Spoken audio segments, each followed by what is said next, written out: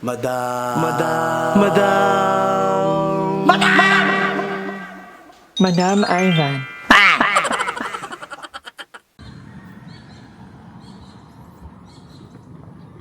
Hi guys! Welcome back to my channel. For today's video, tayo ay officially this is our first day of yung seryosong walking. Kasi ano ba ngayon?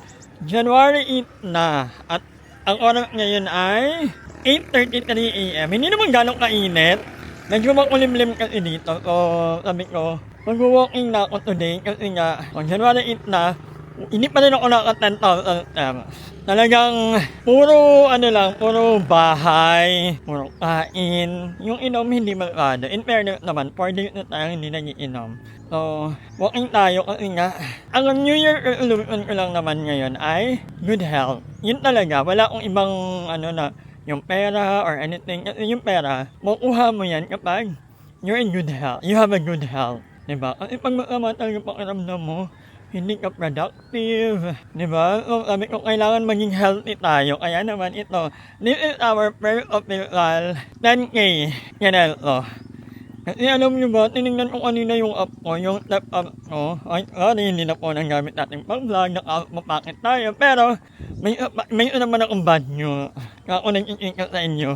Medyo ninanamnam ko muna pa. No? Medyo hindi naman ako. Nakita nyo guys, mapuno. Bagong lang to dito bagong pagkala. Ay hindi naman, bagong daan, diversion na road ang tawag nila. Pero hindi ko alam kung hanggang saan to, so iikot lang tayo. Ayan, medyo mainit na pero okay lang, kailangan natin ng vitamin na yan. Hindi yung puro lang tayo higa-higa. Excited ako sa magiging 2020. Actually, hindi ko nakikita sa inyo ano yung mga magiging plan ko this year. Well, ang plan lang naman ay maging masaya ulit. Pero hindi na, siguro ang ko lang, masasabi ko lang, hindi na lang ako palaging nasa Cavite. So, medyo mag-explore tayo. Medyo may mga, ikitain tayong mga dating kaibigan. Ayun. Naka-10,000 na lang ako. Kailangan maka-10,000 ako. Kasi mamaya, ang ila at Emma ay natutulog. Hinto muna tayo. Ano mo, may ilog-ilog dyan. Yan lang naman yung view dito. So ayan yan ang sabi ko, si Emma at si Aye ay natutulog. Ang late na sila natulog kasi nag-live pa sila ng gabi. Kanina, madaling araw. Ako naman, natulog ako kanina mga kagabi, mga 9 PM pa lang, tulog na ako. Tapos mga alas 6, ayun, yun na ulit ako. Kasi nga, ang hirap ng tubig sa amin guys. Hindi ko alam kung bakit yung tubig namin ay namamatay ng mga 8 or 9 AM. At babalik sa hapon na or gabi. So sabi ko, natulog ako maaga para makapaghugas ako ng mga plato. Ang alat pa naman sa bahay. Kasi nga, bawal ko lang ipakita. Magagalit yung kapatid ko. Baka masakal ako nung internet ko. Sabi niya, kuya, wag kang mag-vlog sa bahay. Nanonood na yung katabaho niya. Hindi minarla tayo. But anyway, yun nga nila Aye at Emma ay pinatulog ko muna. Pero ang usapan namin ay yun sila ng mga 11 AM para by 12 nakaalis na kami kasi magdadagat kami ngayon. Pero yung dagat na pupuntahan namin hindi yung sobrang ganda. Sakto lang kasi malapit lang sa amin, parang 15 minute drive or mga 20 minutes ganon. Pero may ang daming magagandang dagat dito sa Leyte guys. Sana mapuntahan namin or kahit mag-Siargao na lang muna kami, no? Ngayon, medyo uminit bigla. Ano ba yun? Sabi ko mag-walking ako kasi hindi mainit. Biglang uminit. At yun, walking muna tayo. Ang ganda ng view. Ang ganda ng view dito in fairness. I love it. Lumalaban sa view sa Cavite. Perfect. Ay, ang daming ang daming kalamansi. Paano kung uni? Sa Babel. Ganda ng view dyan.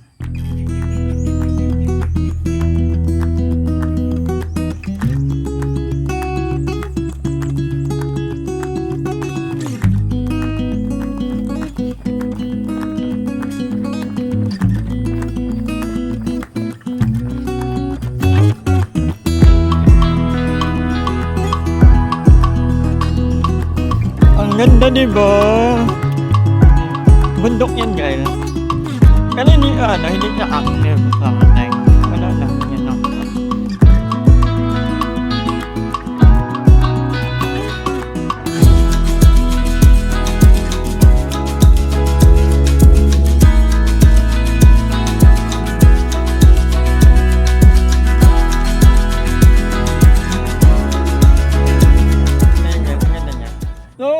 guys, sobrang ganda niya dito guys. Parang drawing, no? Actually hindi ko naalala kung anong part na ba. Parang may kaklase ako dati na dito nakatira sa gitna, si Ate Aileen. Yun dati yung bahay nila. Lagi kami nakatabay dyan dati. Ang arap dyan. Pero hindi masarap yung kagat ng langgam dito. Ang laki, ang sakit. Ano ba yun? So, papunta na tayo sa ibang part. Nakaka 4,000 pa lang ako. Ayoko kasi dumaan sa highway, nahihiya ako. May kita ako ng mga tao. Mag-mute ako lang dito kasi. Pero magka-7-Eleven ako, nauuhaw na ako. Diba, talahiban lang. Kaya, yung ito akong kaklase naman, si Blandine. Yeah, nalala ko si Blandine. Ayan, meron yung bahay nila. Blandine judo ako. Hindi ko lang alam kung dyan pa ito nakatira. Pero dati yung bahay nila dyan. Tumatawid kami naman ng parang ilog. Perfect. Pabipi lang ang ganda. Manit ko ina lang ako. Habang ito ko magpabipi. Nakalimutan ka na ako ng pabipi. So, dumaan ako sa Holland. Ito, mamaya ba namin ka kasi. Natagal ko na bang nang hindi nagbibibigay. Hindi ko na alam paano yung ano ng ano. Pero 120/80 daw ako. Tapos sabi nung normal naman daw yun. Kaya feeling ko naman normal naman. Wala naman akong nararamdaman ng something sa katawan ko. So, normal. Laban. Nadaan na tayo. Kain ako ng gulay ang palaya. Bago ka kakanin, te. Ang sarap din nito ulang ko.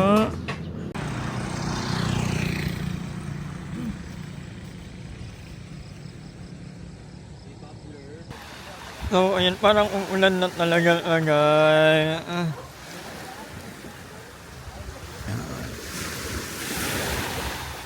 Ang lilim ng langit.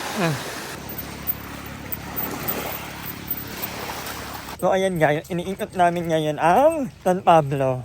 At isang island lang talaga yung kapaikot. Parang 1 hour daw. So, ayan, may maganda dito. Ay, may ganito pa pala dito. Pero maganda na yung namin actually. Parang perfect na maiikotin namin 1 hour daw. Naka 151. Ganyan ang view dito kaya. Meron ilang maliit na rappel. O ayan, more puno. At meron ilang palayan. Palayan within an island. Perfect. May kemet. Feeling ko feeling ko yung tawid, guys. Yan yung San Pablo. Ay, San Pedro. Ayun o. Maganda yung tubig. Kung maaraw lang to, guys. Feeling ko, sobrang linaw nito. Uy! Feeling ko San Pablo yan. So, ayan mga kangonger, hindi na kami tutuloy kasi nakakatakot. Umuulan, tapos parang mag-ukal, walang mga kabahayan doon. Tapos ang lakas pa ng umuulan pa. So, babalik na lang kami. If ever, bukas, hindi maulan, o hindi lang maulan, iikotin ko talaga to eh. So, ito naman yung kanilang parang energy ore. Parang sarap kami ng island. Parang sarap maging island girl talaga. Kaya nga, nakatirelang pa ako. Dapat pala nakapalak. Kaya lang ang iba ka may bubog. So, malapit na kami.